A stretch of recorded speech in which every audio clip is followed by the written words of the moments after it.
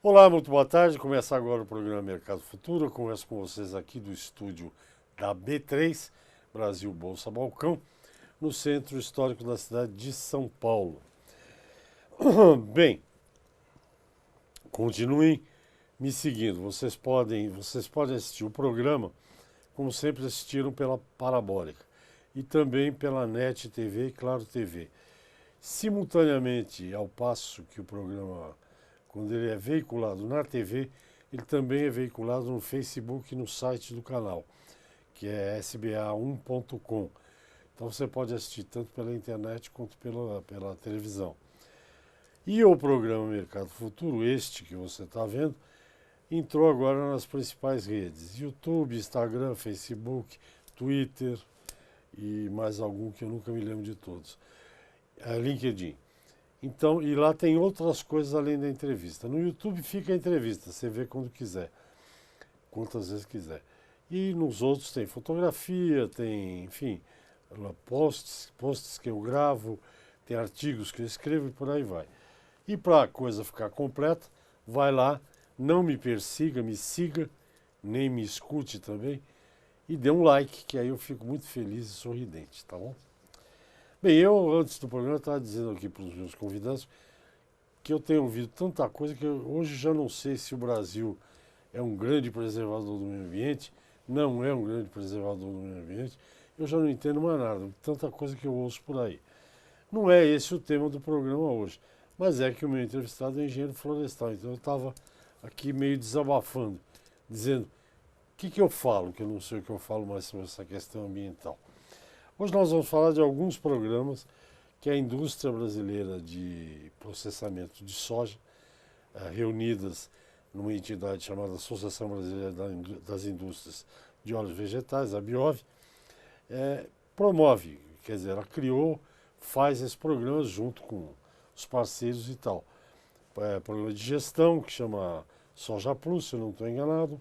Tem o programa Moratória da Soja, que é importante e que também tem alguns assuntos ligados a ele. Enfim, são programas cuja ideia é sempre aquela que você já está ouvindo, é a sustentabilidade. Se eu estiver enganado, o engenheiro florestal e gerente de sustentabilidade da BIOV, que está aqui comigo, Bernardo Pires, vai me desmentir sem problema nenhum, que eu não fico vermelho.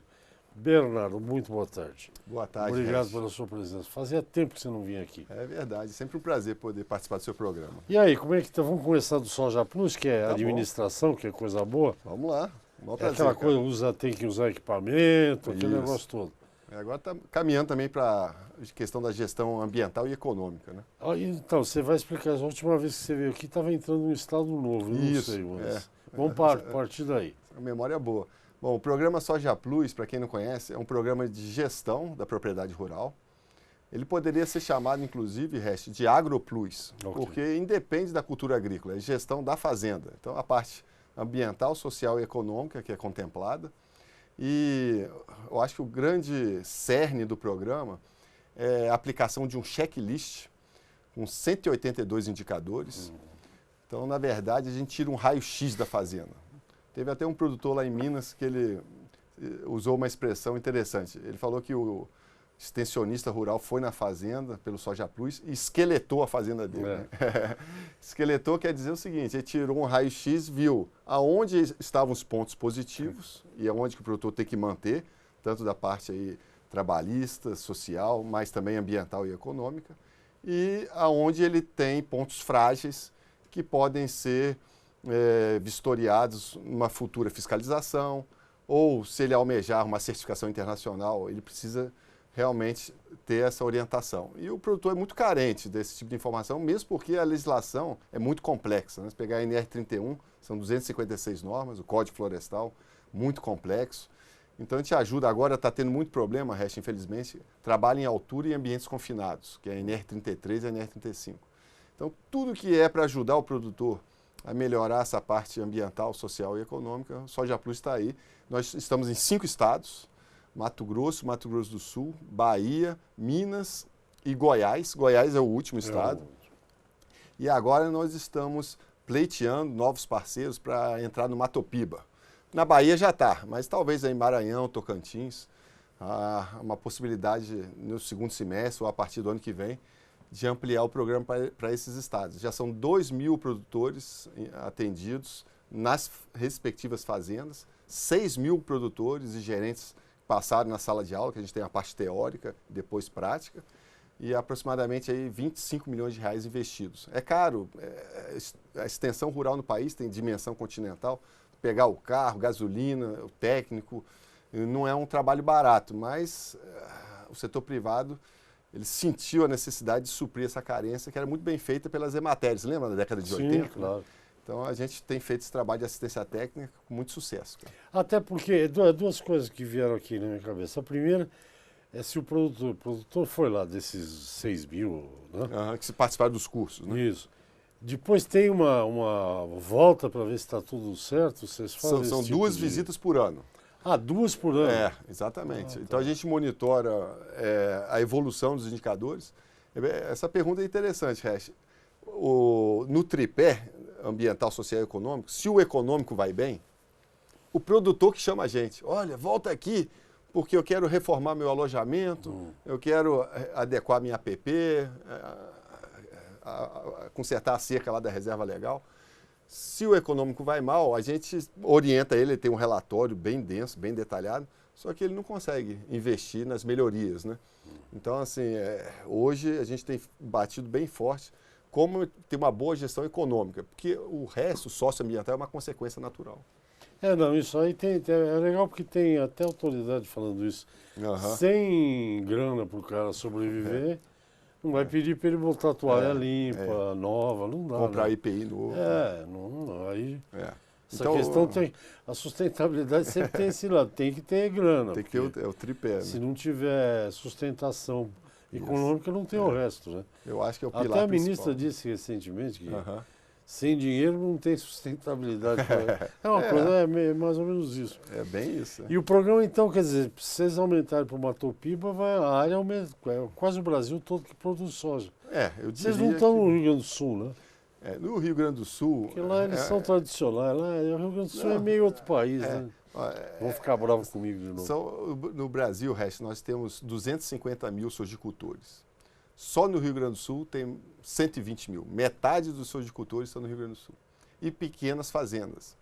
É um estado interessante de trabalhar, lógico, mas eu precisaria de um exército de 1.000 técnicos para poder dar assistência técnica. São 120 mil fazendas. No Mato Grosso, por exemplo, são 6 mil propriedades. Produz 1/3 da soja nacional. Então, essa concentração facilita, né? Por questões operacionais, questões até econômicas. Claro, é muita coisa. Contratar um exército extensionista não é barato. Né? Já chamou um intervalo. Não, você falou dos 1.000 aí de contratar um exército. O setor de laranja teve esse problema, porque laranja é só São Paulo e Minas. Isso. E Minas é mais recente, né? Quando teve negócio do cancro cítrico, que precisava verificar, eles contrataram um exército. Acho que eram uns 3.000 fiscais para ir de propriedade em propriedade. Tem que ver depois se o saldo fechou. Imagina o custo que isso tem. Que o setor de laranja é muito pequeno. Quer dizer, hoje são 3, 4 grandes empresas, não tem mais. Eles resolveram pôr a mão no bolso. Vamos para o intervalo já. Depois a gente foi rápido. Foi rápido. Gente, eu converso com o gerente de sustentabilidade da Biov, já disse o que é a Biov, engenheiro florestal Bernardo Pires. A gente volta rapidamente, até já. Ok, estamos de volta ao programa Mercado Futuro, hoje falando dos programas de sustentabilidade que a indústria tem com os produtores de soja brasileiros. Vocês sabem que a soja é o principal produto da pauta agrícola brasileira, né? E o Brasil, acho que o ano que vem, provavelmente, essa safra que vai agora em setembro, eu li outro dia um negócio desse aí, que talvez a safra seja superior a 110 milhões de... Estão falando de 120. Ano passado foi 120. Então, é muito cedo para falar, mas... Porque parece que tem intenção a intenção do plantio parece que continua... Mesmo que os Estados Unidos, eu já falei, outro dia eu estava dizendo aqui, de uma associada, acho que de vocês, inclusive, Cargill, saiu uma notícia dizendo que esse negócio da guerra Trump, Xi Jinping lá, que prejudicou até o balanço da Cargill, que é a maior empresa do mundo, né? Mas prejudica, porque os americanos estão estocados de soja até o... Mas mesmo assim o Brasil vende, né? Bom, Soja Plus tá bom ou vamos falar mais? Tá bom, vamos mudar de assunto. Vamos para a moratória. Vamos lá, falar da Amazônia e depois do Cerrado, né? Da Amazônia primeiro, então. Tá bom. Bom, a moratória na Amazônia, para quem não conhece, ela é um pacto comercial de muito sucesso, um reconhecimento internacional. Em 2008, a gente fez um pacto, a pedido dos nossos clientes na Europa, de não comercializar soja oriunda do bioma Amazônia após julho de 2008. Era 2006, agora com o Código Florestal virou junho de 2008. E por que eu falo que é de grande sucesso?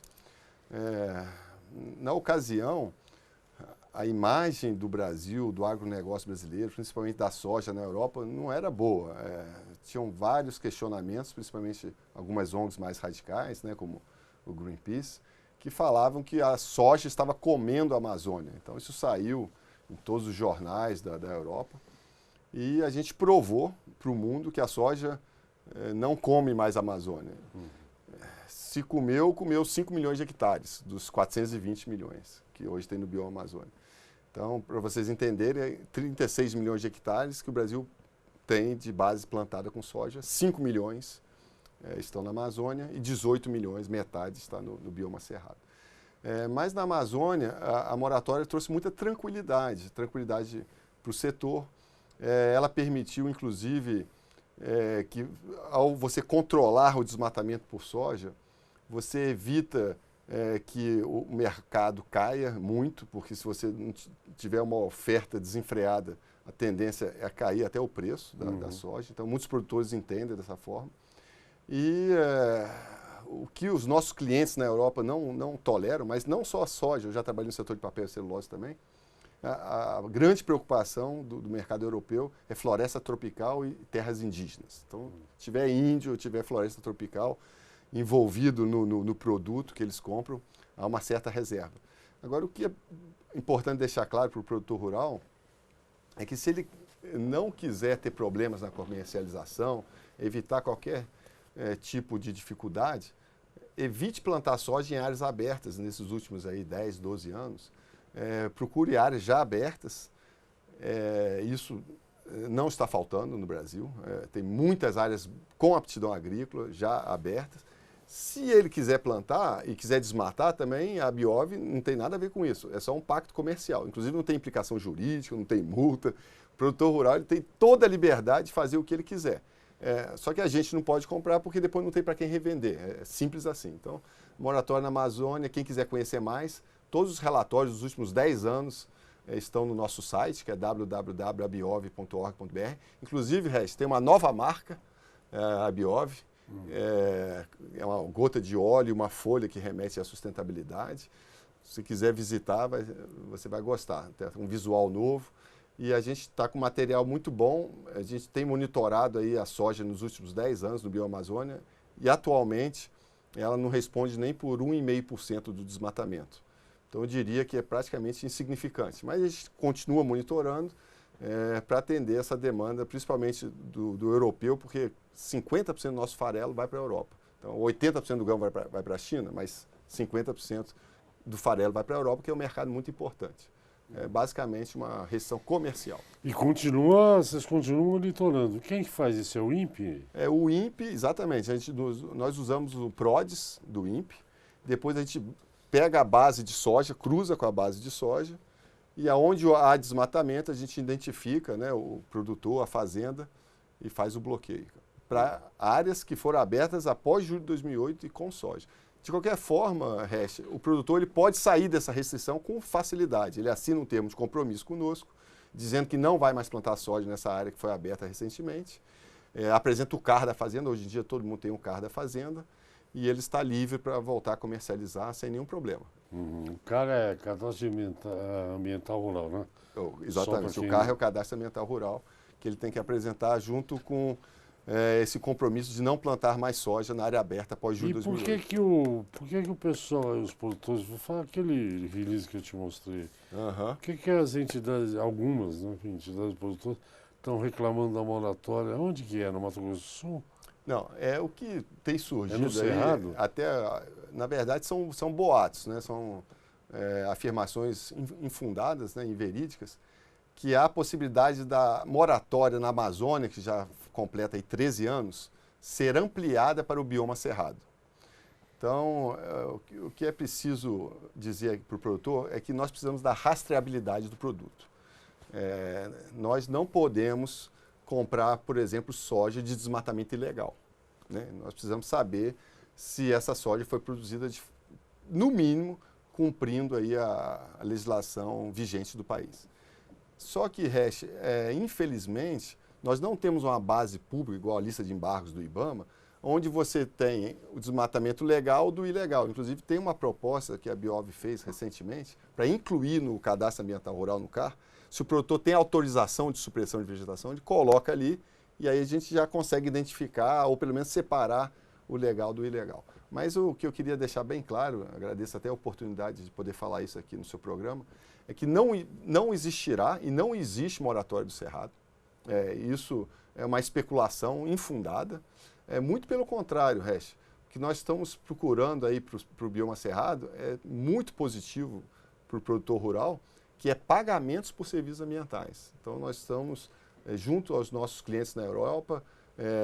Recentemente houve uma assinatura SOS Cerrado, um manifesto de um conjunto de empresas na Europa, preocupadas com o avanço aí da soja, mas não só a soja, da agropecuária no Cerrado, porque a Amazônia está 80% preservada. O Cerrado, dos 204 milhões, 102 milhões, 50% já foi antropizado, né? Áreas urbanas e principalmente atividades agropecuárias. Então, há uma preocupação nesse sentido. Só que para o Cerrado, a solução que nós vamos entregar, e estamos realmente prospectando isso, é pagar o produtor rural que tem excedente de reserva legal, porque a reserva legal no Cerrado é 20% a 35%. Então, digamos que ele esteja numa região onde a Goiás ali, onde é 20%. Se você tem uma propriedade de 1.000 hectares, por exigência legal, 200 hectares cumpriria a lei. Se você tem 400 hectares de RL, a gente está disposto a pagar essa diferença de 200 hectares de excedente de reserva legal, né? Desde que tenha aptidão agrícola, tenha autorização de supressão. Então, essa é a proposta que está em jogo. Quem sabe no final do ano, se você me convidar novamente, a gente vai ter mais novidades, né? Mas convidado. E temos que ir para o intervalo.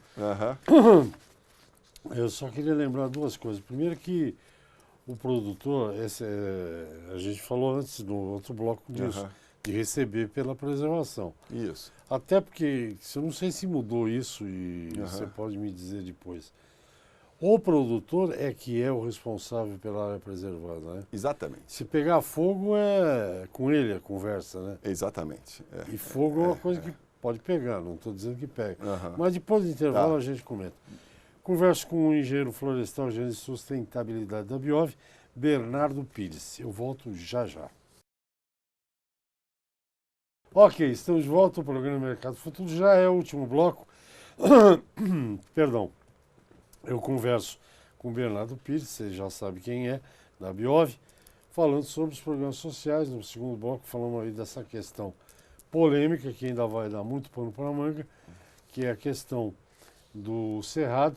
Mas o Bernardo falou que no fim do ano vai voltar aqui com novidade. Então o fim do ano já está aí. Nós já estamos em agosto praticamente. Bernardo,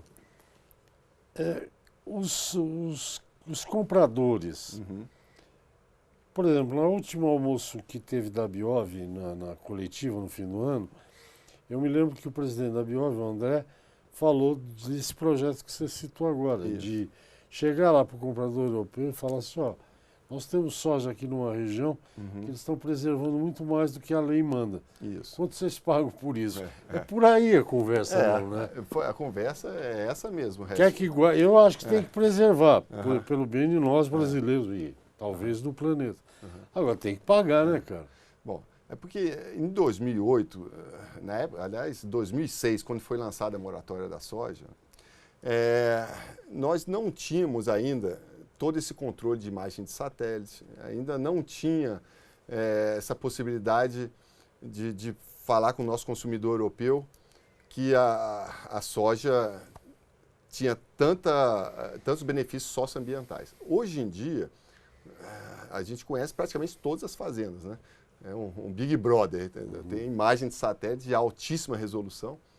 E, felizmente, essa informação, ela tem diversas fontes que comprovam, dos 851 milhões de hectares do nosso país, 225 milhões, quase que 25%, um quarto do país, está preservado dentro das fazendas. Então, o que a gente virou para o nosso consumidor europeu, falou, olha, você quer um produto livre de desmatamento no Cerrado? Desmatamento zero? Então você tem que pagar. De graça, eu não posso te entregar, porque é um produto especial. É um produto que tem uma certificação de, igual eles falam em inglês, né? Free deforestation, livre de desmatamento. E eles entenderam o recado. Então, nós consultamos vários produtores individualmente, fizemos aí um levantamento de planilhas com custos aí de arrendamento, custo de oportunidade, e agora estamos negociando com os europeus para poder levantar esse fundo. Essa história de que você está falando aí do No Deforestation me fez lembrar, eu escrevia para um site americano, isso me deu, o que eu recebi de... Não era essa era nossa aqui de redes sociais. Uma vez falava-se muito em matança de jacaré no Brasil e de uso de madeira nobre, mogno e essas madeiras todas. Aí eu fui procurar e eu descobri o seguinte, quer dizer, foi isso que eu escrevi nesse site em inglês aí. Se os franceses, que nós gostamos, os europeus de uma maneira geral, parassem de comprar sapato feito com pele de jacaré, seguramente diminuiria aqui a matança de jacaré. Tá certo. E jacaré é um bicho tão resistente que como é que chama? E o nome científico é caimã, né? Caimã, isso.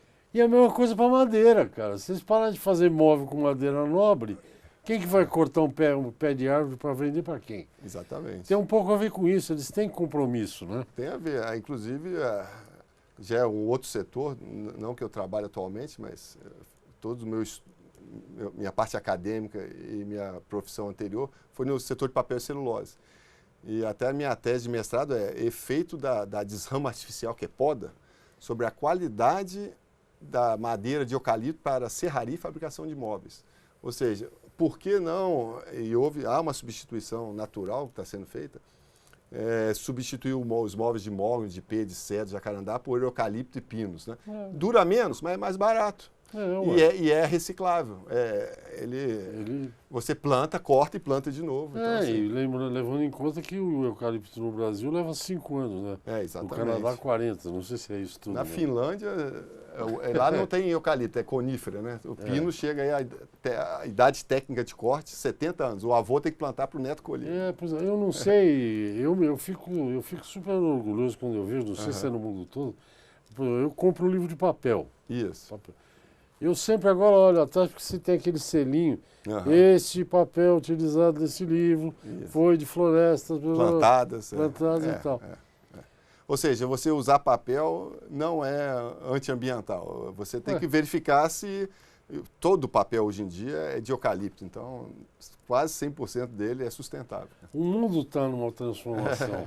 O Bernardo é jovem.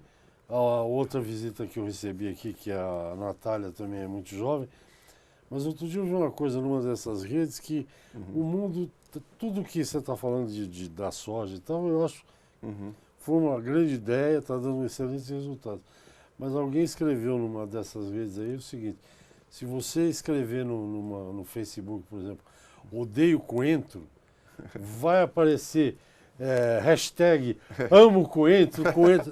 Você não pode soltar um soluço, eu ia falar um pum, mas não que o pessoal cai matando. Qualquer coisa. Os rigor, está ficando muito rigoroso nessa coisa de... É muito polemizado, né? Isso chama-se polarização. Polarização. Que é um horror, né? É muito chato. Não é o ideal. O ideal é você ter um consenso e caminhar nesse sentido. Eu li, não sei se você acompanha isso, quer dizer, mas, que parece que nos próximos 10 ou 15 anos o Brasil vai aumentar... Não chega a aumentar 10 Não chega a isso, 10 milhões de hectares com soja. Com soja. Em área de pastagem, coisa do tipo. Não é que vai derrubar nada, não tem. Um dado histórico. Na década de 80, nós tínhamos 12 milhões de hectares, produzindo aí 16 milhões, né, de toneladas. Produção 1,5, 1.500 quilos por hectare.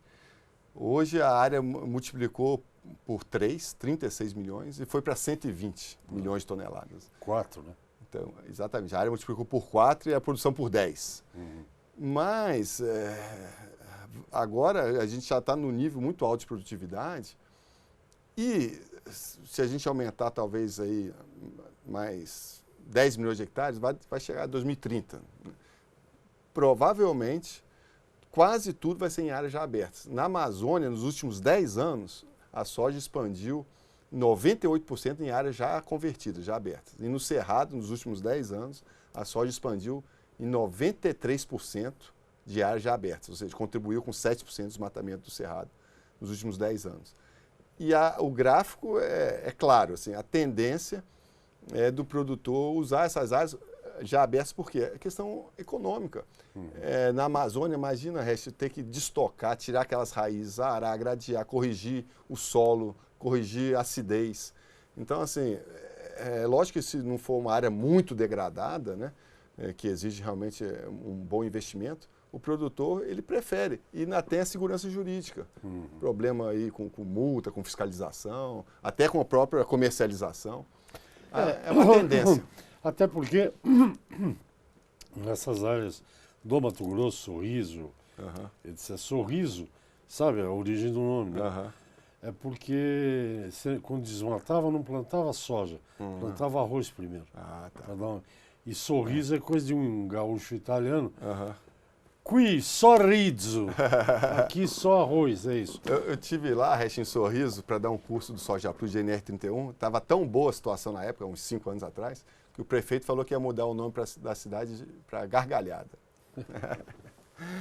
De tão bom que estava a situação. Agora, bom, nosso tempo acabou, agora fica para o fim do ano, então. Fica o final do ano, eu vou trazer mais novidades. Não há moratória no Cerrado. A moratória ela é exclusiva do bioma Amazônia. É uma restrição comercial, não tem nenhuma implicação jurídica. E, produtor, estamos do seu lado. Nós vamos, em breve, compartilhar uma ótima notícia que a gente acredita muito na questão dos pagamentos por serviços ambientais. Convencemos os nossos clientes na Europa que esse é o caminho e a gente tem certeza que até dezembro vamos trazer aí boas novas. Ok, obrigado. Bernardo Pires, gerente de sustentabilidade da Viov. E você sabe, de segunda a sexta, Mercado Futuro no ar. Até o próximo. Tchau.